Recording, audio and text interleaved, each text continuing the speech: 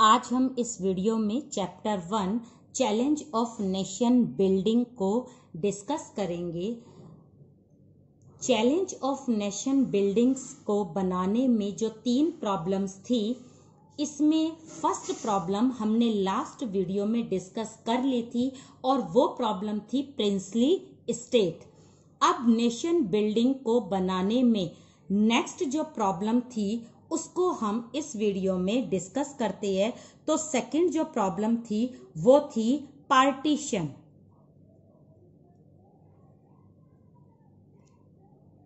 Okay, partition के बारे में हमने पहले भी डिस्कस किया हुआ है। वैसे भी बच्चे बड़े फेमिलियर रहते हैं कि पार्टीशन जो था वो मुस्लिम लीग की एक पॉलिसी पर बेस था और ये पॉलिसी थी 2 नेशन थ्योरी। ओके, तो पार्टीशन जो हुआ था वो मेनली इस पॉलिसी पर बेस था जिसको हम बोलते हैं 2 nation theory by Muslim league. तो मुस्लिम लीग ने जब 2 नेशन थ्योरी का ये प्रपोजल ब्रिटिश गवर्नमेंट के सामने रखा तो ब्रिटिश गवर्नमेंट एकदम तैयार हो गई, क्योंकि वो तो इसी बात के लिए ही तैयार रहती थी कि कुछ ना कुछ ऐसा हो कि इंडिया यूनाइट ना हो पाए। तो यहाँ पर मुस्लिम लीग ने जैसे उनके पास सामने रखा, ब्रिटिश गवर्नमेंट ने उसे एक्सेप्ट कर लिया। एक्सेप्ट करने के बाद उन्होंने इंडिया के पॉलिटिकल लीडर्स के सामने ये कंडीशन रखी कि इंडिया को फ्रीडम एक ही कंडीशन पर मिलेगी और वो कंडीशन ये है कि इंडिया का इंडिपेंडेंस उसके 2 पार्ट यानी इंडिया के पार्टीशन पर बेस होगा।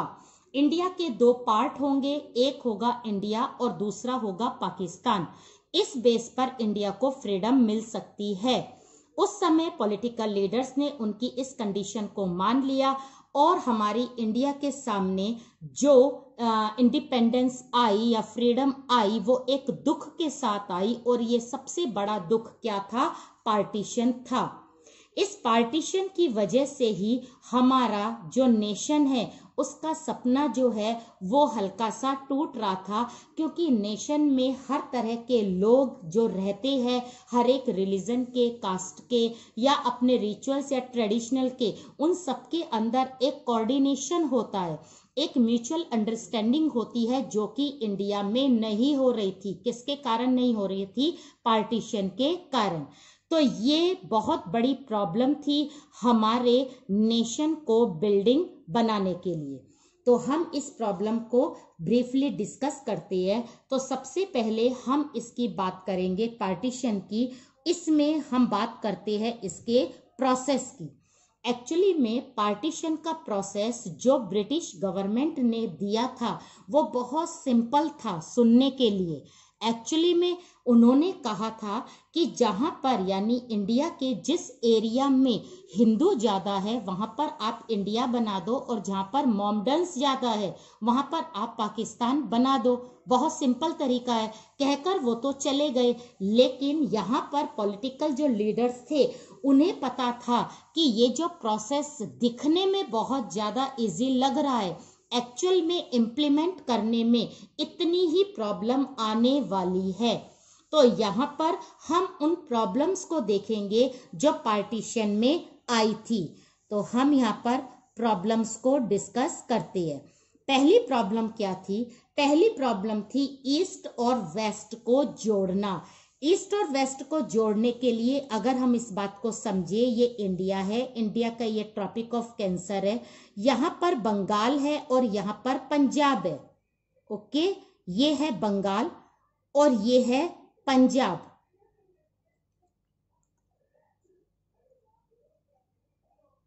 ओके, अब यहाँ पर ये जो बंगाल का एरिया था, जहां पर बंगाल था, सबसे ज्यादा मोमडन्स या तो इस जगह पर रहते थे ईस्ट में, या फिर वो वेस्ट के इस एरिया में रहते थे जिसे पंजाब बोला जाता था। तो पार्टीशन में सबसे ज्यादा कौन से 2 स्टेट है जो सफर हुए थे, जहां पर वायलेंस सबसे ज्यादा था, वो है पंजाब और बंगाल। ठीक है, अब क्या हुआ, ये बंगाल ईस्ट में है और पंजाब कौन से उसमें है? ये है वेस्ट में। तो अब ब्रिटिशर्स की प्रोसेस के मतलब हिसाब से यहाँ पर और यहाँ पर यानी दोनों जगह क्या बना दिया जाए, पाकिस्तान। तो यहाँ पर ईस्ट पाकिस्तान बना दिया गया और यहाँ पर वेस्ट पाकिस्तान बना दिया गया। कहने में कितना आसान है, लेकिन इसको इम्प्लीमेंट करना कितना मुश्किल था। यहाँ पर पॉलिटिकल लीडर्स को पता था कि अगर ये भी पाकिस्तान बन गया, ये भी पाकिस्तान बन गया, तो क्या इंडिया की सिक्योरिटी जो है या इंडिया की जो पीस है, कोऑर्डिनेशन है, क्या ये सिक्योर रह पाएगा, सेफ रह पाएगा? बिल्कुल भी नहीं रहेगा। यहाँ पर लगातार एक्टिविटीज होगी और इससे कौन सफर होगा? इंडिया सफर होगा। और दूसरी चीज ये थी कि ईस्ट और वेस्ट को हम मिला भी नहीं सकते थे। अगर उनको हम मिलाएंगे तो यहाँ पर इंडिया को क्या करना पड़ेगा? तोड़ना पड़ेगा। तो कुल मिलाकर सबसे बड़ी प्रॉब्लम ईस्ट और वेस्ट को मिलाने की थी। आपने दूसरे बुक में पढ़ा होगा कि ये ईस्ट पाकिस्तान पर किस तरह से वेस्ट पाकिस्तान अपना डोमिनेंस करता था और लास्ट फाइनली ईस्ट पाकिस्तान को हटाकर इंडिया ने क्या कौन सी कंट्री बनाई? बांग्लादेश। लेकिन बांग्लादेश से पहले यहाँ पर क्या था? ईस्ट पाकिस्तान। तो हमारे पॉलिटिकल लीडर्स के सामने पार्टीशन करने की प्रॉब्लम में सबसे बड़ी प्रॉब्लम थी ईस्ट और वेस्ट को मिलाना। दूसरी प्रॉब्लम थी कि सारे के सारे जो मोमडन्स थे इंडिया के, स्पेशली जो नॉर्थ ईस्टर्न थे, ये जो नॉर्थ ईस्टर्न जिन्हें हम सेवन सिस्टर बोलते हैं, नॉर्थ ईस्टर्न में जो बहुत सारे मोमडन्स थे, इस एरिया को उस समय NWFP यानी नॉर्थ वेस्ट फ्रंटियर प्रोविंसेस बोला जाता था, जिसमें अरुणाचल प्रदेश और असम आते थे। इस एरिया के लीडर अब्दुल गफ्फार खान जैसे नेशनलिस्ट थे, जो कि गांधी के बहुत बड़े फॉलोवर थे, इसलिए उन्हें फ्रंटियर गांधी के नाम से जानते हैं। तो अब्दुल गफ्फार खान जैसे बहुत सारे लोग नहीं चाहते थे कि वो पाकिस्तान में जाए, तो ऐसे लोगों को पाकिस्तान में भेजना फोर्सली, ये भी हमारे पॉलिटिकल लीडर्स के सामने एक प्रॉब्लम थी। तीसरी प्रॉब्लम क्या थी? इंडिया, जो ये इंडिया है, और ये पाकिस्तान जो ईस्ट और वेस्ट पाकिस्तान है, यहां पर अगर हम बात करें पाकिस्तान में, तो हिंदू जो थे वो माइनॉरिटी में थे, और जो इंडिया है इसमें मोमडन्स जो है ये माइनॉरिटी में थे। दोनों ही जगह पर यानी दोनों ही कंट्री में माइनॉरिटी के सिक्योरिटी की प्रॉब्लम थी, उनके राइट्स की प्रॉब्लम थी। वो बात अलग है कि इंडिया में नेहरू ने प्रॉमिस किया हुआ था कि यहाँ पर मुसलमानों को पूरे अधिकार मिलेंगे, और पाकिस्तान में जिन्ना ने प्रॉमिस किया हुआ था कि पाकिस्तान में हिंदुओं के पूरे राइट मिलेंगे। लेकिन उसके बाद भी सारे के सारे लीडर्स डरे हुए थे कि अगर पार्टीशन हुआ तो दोनों साइड जो माइनॉरिटीज के लोग होंगे उनको राइट्स कैसे दिए जाएंगे। ठीक है, नेक्स्ट आती है फोर्थ प्रॉब्लम। फोर्थ प्रॉब्लम थी कि उन्हें डर था कि जैसे ही पार्टीशन होगा, रिलीजन के बेस पर होगा, दो कंट्री बनेंगे, तो इन कंट्री के बीच के लोगों में कम्युनल रियोट्स होंगे, यानी दंगे होंगे, जो किसके आधार पर होंगे? धर्म के आधार पर किए जाएंगे। और ऐसे धर्म के आधार पर जब दंगे या कम्युनलिज्म होता है तो इससे दोनों ही कंट्री को क्या पहुंचेगा? नुकसान पहुंचेगा। और लास्ट उनको क्या प्रॉब्लम दिख रही थी इस पार्टीशन में? ये प्रॉब्लम दिख रही थी कि जब पार्टीशन होगा, बाउंड्रीज को जिस तरह से मेंशन किया जाएगा, उसमें लोग तो डिवाइड होंगे ही होंगे, प्लस सारे नेचुरल रिसोर्स भी डिवाइड होंगे, लाइक माउंटेन, रिवर, मिनरल्स या और भी बहुत सारी चीजें। ये सारी चीजें जब डिवाइड होगी तो इकोनॉमिक स्टेटस दोनों ही कंट्री का क्या होगा? डाउन होगा, वीक होगा। हो सकता है किसी के पास रिवर चली जाए, तो हो सकता है किसी के पास फर्टाइल लैंड आ जाए, किसी के पास फर्टाइल लैंड हो लेकिन रिवर ना हो, ऐसा भी हो सकता है। तो इस तरह से ये सारे के सारे डरे हुए थे पार्टीशन को लेकर, क्योंकि ये सारी प्रॉब्लम्स क्रिएट होने वाली थी। अब अगर ये पार्टीशन करते तो यहाँ पर हमें ध्यान रखना है कि पार्टीशन में काफी सारी प्रॉब्लम्स आ रही थी, लेकिन फिर भी पार्टीशन तो हुआ। हमारा इंडिया डिवाइड हुआ, दो पार्ट में हुआ, इंडिया और पाकिस्तान में हुआ, और इतनी बड़ी प्रॉब्लम वो उन्हें लग रहा था, उन्हें ये भी पता था कि सब कुछ होगा और हुआ, लेकिन उसके बाद भी पार्टीशन फाइनली हो गया। होने के बाद हमारे इंडिया पर उसके कॉन्सिक्वेंसेस क्या क्या हुए, यानी उसका इम्पैक्ट क्या हुआ, वो हम देखते हैं कि उसके कॉन्सिक्वेंसेस क्या हुए थे। तो हमने पार्टीशन में कुछ चीज़ें डिस्कस करी, उसका प्रोसेस देखा, उसकी प्रॉब्लम्स देखी। अब हम देख रहे हैं कि पार्टीशन के इम्पैक्ट इंडिया में क्या क्या पड़े। पहला इम्पैक्ट हम सबको ही पता है, वो है वायलेंस, हिंसा हुई थी बहुत ज़्यादा, इतनी ज़्यादा कि कम से कम 9 से 13 लाख लोग मारे गए थे, ऐसा एस्टीमेट माना गया है। दूसरी चीज थी कि कम से कम 2 करोड़ लोगों ने अपने घर से डिस्प्लेस किया था, यानी वो अपने घर से अलग हो गए थे, अप्रवासी या फिर शरणार्थी बन गए थे। जो कि अगर हम बात करें पंजाब और सिंध से जो माइग्रेट हिंदू थे वो 2 करोड़ थे, जबकि बंगाल से जो हिंदूज आए थे कोलकाता में वो 3 लाख थे। तो कहने का मतलब है बहुत बड़े लेवल पर जिनोसाइड हुआ था, वायलेंस हुआ था, एक तरह का गदर हुआ था हमारे इंडिया में। लाहौर से लेकर दिल्ली के बीच में जो ट्रेन चलती थी, वो ट्रेन यहाँ से जाती थी मोमडन्स को लेकर, वहां से आती थी हिंदुओं को लेकर, लेकिन ना तो कोई हिंदू जीवित आता था और ना कोई यहाँ से मोमडन्स जीवित जाता था। इतना बड़ा वायलेंस किसके कारण हुआ था? पार्टीशन के कारण हुआ था। और यही इस तरह के वायलेंस से हम कभी नहीं सोच सकते कि हमारा एक राष्ट्र बन पाएगा। हम नेशन बिल्डिंग के बारे में कैसे सोच सकते हैं जहां पर पार्टीशन हो? तो ये वाली प्रॉब्लम जो थी ये बहुत सेंसिटिव थी, जो हमारे पॉलिटिकल लीडर लगातार क्या कर रहे थे? फेस कर रहे थे। नेक्स्ट जो प्रॉब्लम थी वो प्रॉब्लम थी थिंकर्स की। थिंकर्स इस साइड के भी थे, थिंकर्स उस साइड के भी थे। जो भी पोएट, जो भी कवि, लेखक, स्कॉलर जो भी थे, अगर पाकिस्तान के थे, वो लगातार अपनी कविताओं में वायलेंस के बारे में, पार्टीशन के बारे में बोलते थे।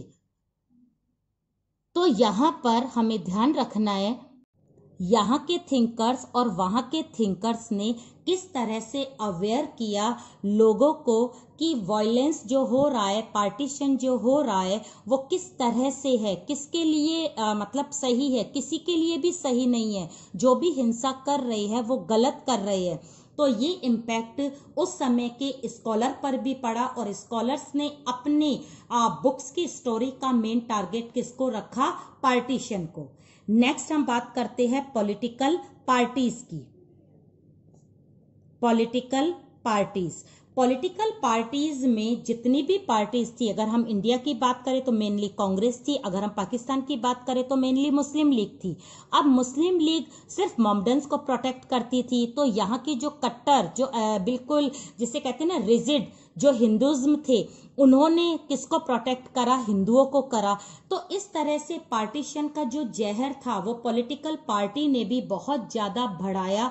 इसका इम्पैक्ट ये पड़ा कि आपस में पार्टियां भी क्या होने लगी, एक तरह से मिसअंडरस्टैंडिंग उनके बीच में क्रिएट होने लगी और उनकी एक्टिविटीज भी बहुत ज्यादा, जैसे जिसे हम बोलेंगे, खराब हो गई थी, जिसका असर लगातार इंडिया और पाकिस्तान पर पड़ रहा था। नेक्स्ट इसका इम्पैक्ट पड़ा था वो है प्रॉपर्टीज में अगर हम बात करें, पार्टीशन अगर हो रहा है इंडिया और पाकिस्तान का, तो मैंने पहले भी कहा है नेचुरल रिसोर्स भी बटे थे। नेचुरल रिसोर्स में तो हमने बात करी थी फॉरेस्ट की, रिवर की, मिनरल्स की। प्रॉपर्टीज में हम बात करते हैं जैसे उस समय जो भी बाउंड्रीज में जो भी हाउसेस वगैरह थे, बिल्डिंग्स थी, यहाँ तक कि जो फैन थे, डेस्क थी, चेयर थी, ये सारी की सारी बटी थी, मतलब डिवाइड हुई थी। तो इम्पैक्ट ये पड़ा था कि हर चीज को बांटना जो जरूरी हो गया था वो लोगों के सेंटीमेंट को हर्ट कर रहा था। लोग जो साथ साथ रहने के आदी थे, साथ साथ रहकर खुश थे, उनको अलग किया जा रहा था, उनकी प्रॉपर्टीज के थ्रू उनको अलग करा जा रहा था, सेपरेट किया जा रहा था। लास्ट जो इम्पैक्ट हुआ था वो था रिफ्यूजीज जो थे, मैंने पहले भी बताया है, कम से कम 2 करोड़ लोग जो पंजाब से हुए थे, 3 लाख लोग जो बंगाल से हुए थे, इन्हें फोर्सली वहां से अपने घर को छोड़ना पड़ा। कुछ लोग डर कर वहां से माइग्रेट कर गए, कुछ लोग जो वहीं पर ही रहे, लेकिन वहां पर इतना ज्यादा वायलेंस हो गया था कि उन्हें अपना रिलीजन ही चेंज करना पड़ा। लेकिन ज्यादातर मोस्टली लोगों ने माइग्रेट कर लिया था। माइग्रेट करके जब वो पंजाब से और बंगाल से इंडिया में आए तो वो रिफ्यूजी कैंप में रहने लगे। इनमें मेनली विमेन और चिल्ड्रन थे, आदमी भी थे। उनका ऑक्यूपेशन, उनकी आइडेंटिटी, ये सब कुछ क्या हो गए थे, डिस्ट्रॉय हो गए थे। उनकी एजुकेशन की भी प्रॉब्लम थी। तो यहाँ पर जो इम्पैक्ट हमारी इंडिया पर पड़े वो सारे के सारे हमने देखे, वो नेगेटिव थे। तो यहाँ पर हम देख रहे हैं कि किस तरह से पार्टीशन का इम्पैक्ट यानी कॉन्सिक्वेंसेस पड़ रहे हैं। अब हम यहाँ पर डिस्कस करते हैं इन रिफ्यूजीज को रिसेटल्ड करने की एक तरह से मेजर से। तो इनको जो सेटलमेंट किया गया, इनका सेटलमेंट हमारी इंडियन गवर्नमेंट ने कैसे किया, कौन कौन से उपाय, कौन कौन से मेजर्स यूज करें, उसमें हम सबसे पहली बात करेंगे वो है इनका शेल्टर। इनको रहने के लिए घर दिया गया। अब घर तो एकदम नहीं बनेगा, तो उस समय के जो टेम्पल्स थे, जो गुरुद्वारा थे, जो धर्मशाला थी, स्कूल थे, वो इनको शेल्टर के रूप में प्रोवाइड करवाए गए और इनकी बेसिक नीड्स को पूरा किया गया। सेकंड, इनके लिए क्या किया गया, अर्निंग सोर्स। अर्निंग सोर्स में हम बात करेंगे, इनको ऑक्यूपेशन दिए गए, इनको सुटेबल जॉब्स जो थे वो प्रोवाइड करवाए गए। और जो लोग जॉब नहीं कर सकते थे, इतने पढ़े लिखे नहीं थे, उनको कुछ अमाउंट दिया गया, क्रेडिट दिया गया, ताकि वो छोटा छोटा कोई भी वर्कशॉप लगा ले या कुछ मतलब बिजनेस करे। तो कुछ भी करके उनके अर्निंग सोर्स को बढ़ाया गया। नेक्स्ट है प्रॉपर्टीज को एक्सचेंज करना, एक्सचेंज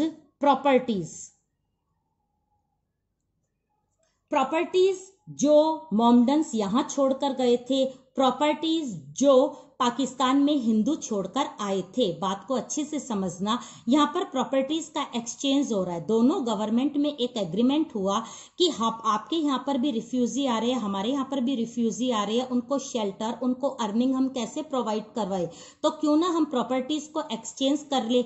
जो हिंदू वहां पर प्रॉपर्टीज छोड़कर आया है, आप उसको मोमडन्स को दे दो, और जो मोमडन्स यहाँ से प्रॉपर्टीज छोड़कर गया है, हम हिंदू को यहाँ पर उनकी प्रॉपर्टीज दे देंगे। तो बिल्कुल सही था, यहाँ पर प्रॉपर्टीज को एक्सचेंज कर दिया गया ताकि लोगों को सेटलमेंट किया जा सके।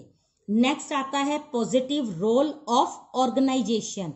जो उस समय ऑर्गेनाइजेशन थे, जैसे एनजीओस थे, उस समय एडमिनिस्ट्रेटर थे, जो रिच, जो सही पर्सन थे, जो काम कर सकते थे, उन लोगों ने भी सरकार की सहायता की, रिफ्यूजीज की सहायता करी। उन्होंने पैसा देकर या फूड देकर या उनको मतलब फैब्रिक देकर अपनी हेल्प उनको दी। तो इस तरह से यहाँ पर इंडियन गवर्नमेंट लगातार किनके लिए काम कर रही है, रिफ्यूजीज के लिए। लास्ट हम एफर्ट्स देखते हैं पंजाब का।